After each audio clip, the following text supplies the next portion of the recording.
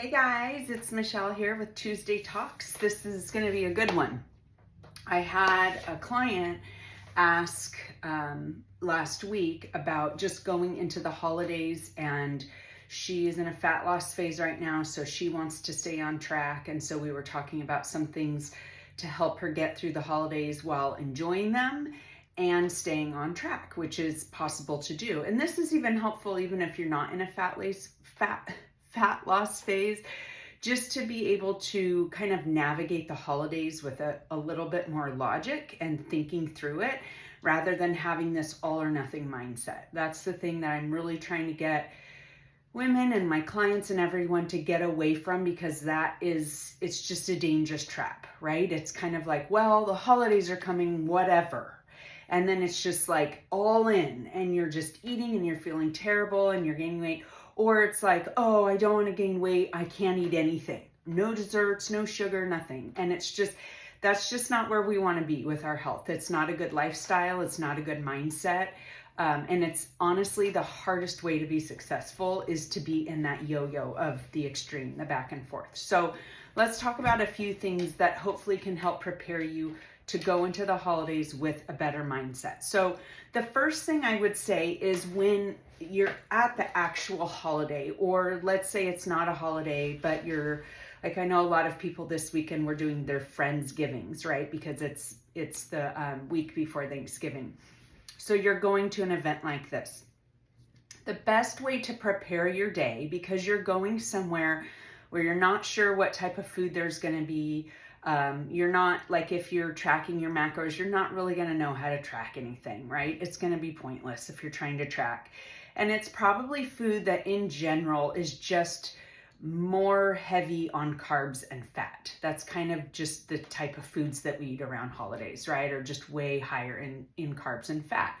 So what I would do to set up your day to be successful, even if you're going to a party, is there's two things you want to do. You want to probably kind of overload on protein during your breakfast and your lunch. And you want to eat a lot of really low carb, low fat volume so that you're going into these parties or holidays not hungry, right? You don't want to get there and be starving, because then your logic and your decision making tends to just go out the window. So you want to make sure that you get there and you're feeling good and satisfied so that you can start making good choices around food. Okay, so I would say during your breakfast and your lunch, make those meals primarily a protein surrounded by fruits and veggies. Okay, and just kind of try to, for those first couple meals, you don't have to completely eliminate carbs, but try to keep them low and try to keep your fat really low. So like for lunch, have some type of bowl, like where you have, a ground meat, a bunch of veggies. So there's just a lot of volume, but it's just a lot of protein. For breakfast, have something like, do like an egg white omelet with veggies in it or something like that. So just really heavy protein on those two meals. And then as far as before you go, I always suggest snacking on something like, I love to snack on like cucumbers and carrots. So I might have that, be just snacking on that throughout the afternoon before I go. I have a habit of when I'm like in the car on my way to parties, I take a seltzered flavored water with me, just because I feel like it's so nice to be getting there and already sipping on something, and those to kind of fill my belly a little bit. So I don't feel like I'm running in, like grabbing the wine right away, right? I sit and sip that for the first like 20 minutes that I'm there, and then I think about what kind of drink I want to have, and if, that kind of thing. So those kind of things can just kind of help prepare you to get there in the right mindset. Okay. And then once you're there, I think what's really important, like I mentioned before, is not going in with this restriction mentality of I can't have anything, because what does that make us do, you guys? It makes us want it more, right? You sit there going, I can't have this, I can't have this, I can't have this. And all you're doing is fighting with yourself, and the struggle is real. I know, I've done it before. So what you want to do is you want to go into it thinking through things. Okay, so This is where a healthy mindset and a lifestyle comes in. So you're not just making quick decisions of like, oh, I can't have that, but I want it so bad, and you just start eating it. It's actually thinking through the food. There are a ton of foods that I know that when I see them visually, I just immediately think to myself, I want that. I'm a huge pastries, like cookies, brownies, chocolate girl. Okay. So there's a lot of like really good looking chocolate desserts that are cookies or a brownie thing that when I see it, I automatically am like, I need to have that. I want that. Let me tell you something though.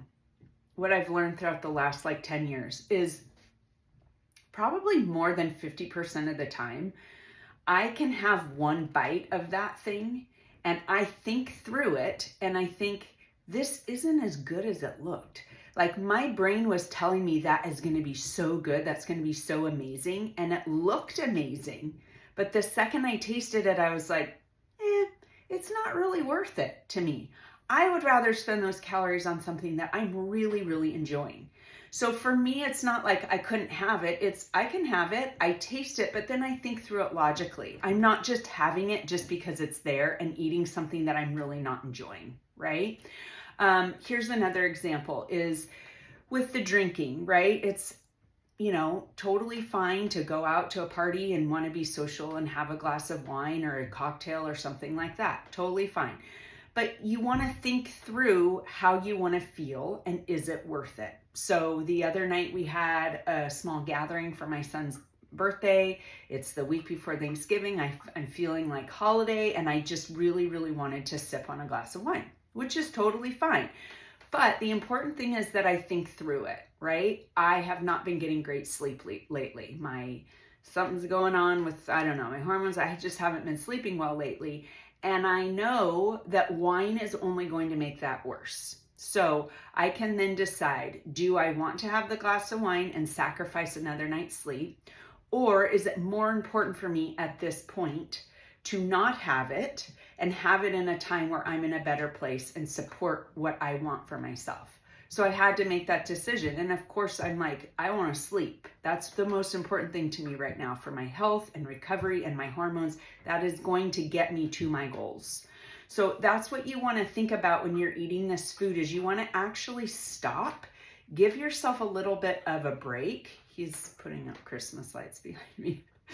Give yourself that 5-10 second break, right? And just think through it. There's so many times when we are just eating just to eat, just because they're like, oh, it tastes good. Oh, I want it. And then it's signaling to our brain, I want more, right? And we're just eating without just stopping for 5 or 10 seconds and going, what are my goals? Is it worth it? Do I really want to do this, right? Or thinking through, how is this going to make me feel tomorrow? My puppy is making very funny sounds right now. He's like, oh, okay, sorry, I got distracted. How do I want to feel tomorrow, right? And a lot of times we know if we have that extra drink or we have that extra dessert or we have that extra plate, we wake up feeling terrible physically. And then we get in this shame cycle of like, I shouldn't have done that, right? And then it just gets us on this wheel of like, we feel the shame, we feel guilty. Our guilt and our shame lead us to want to just eat whatever because we want to soothe that guilt and shame. And then around and around we go.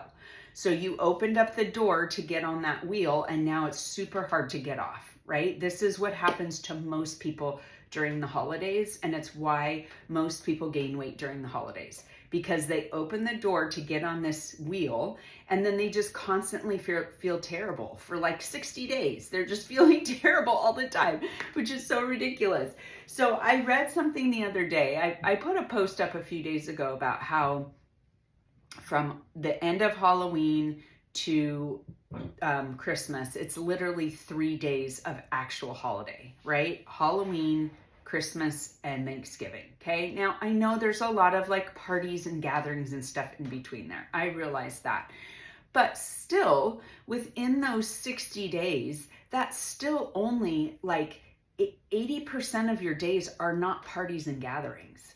So people are taking the 20% of the parties and the gatherings and they're allowing it to affect the other 80% and throw them off track. So what if you went to a party and you just ate everything in sight and had all these drinks and felt terrible the next day, and you were able to do that and get right back on track the next day? That actually wouldn't be so bad, right? But the thing is, most women can't do that.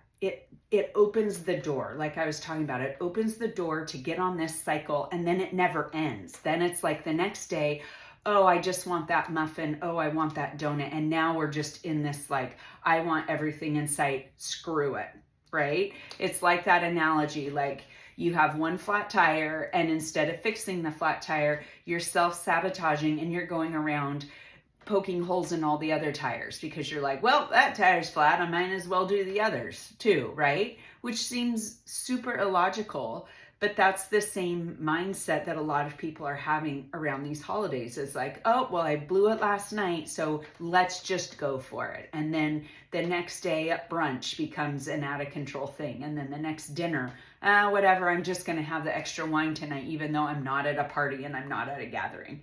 So it just compounds. See how this all works? So I really, really encourage you to prepare yourself to get there, to make good decisions, right? Go in feeling good. And then when you're there, stop. Just stop and think. Just process what you're doing. Sometimes that's all it takes. We're so in a culture of like, we just kind of pop things in our mouth while we're, walking around. And there are cultures that they are in the habit of, they do not really eat at all unless they are sitting during a meal. And all of that like little snacking and stuff that we do, it really adds up really, really, really quickly. So instead of just mindlessly chatting and talking and eating and eating and eating, stop and think through it and think, what do I want to feel like tomorrow? What track do I want to be in to set myself up for success? And like I said, even if you're not in a fat loss phase right now, set yourself up for success so that when you are in a fat loss phase, or you do really want to get in a workout program and really focus on your health, you haven't dug a bigger hole for yourself. Because that's all you're really doing when you're doing this, is you're self-sabotaging and your hole is getting deeper and deeper, and it just gets harder and harder to pull yourself out. Not that you can't, you can, but it's already hard enough, right? It's already hard enough at our age to get healthy and strong and lose the weight and all that stuff. So why make it any harder on yourself than it needs to be? Anyways, I hope you all have a great Thanksgiving if you're watching this before Thanksgiving. And a super holiday season. And if you feel like I could really use some support through these holidays, and just someone to kind of help keep me in that mindset, I love doing this. This is what I do for a living. So I have clients that they will literally call me on the way to parties and gatherings just to remind them of these things, to set themselves up for success. And this is lifelong success, guys. These are habits that 10 years from now, you've developed these habits that when you go to parties and gatherings all year long, you just have a better mindset around them. So if you need help, please reach out. I'd love to support you and help you get in the right mindset to keep getting stronger and healthier and help you reach your goals. I'll talk to you guys later.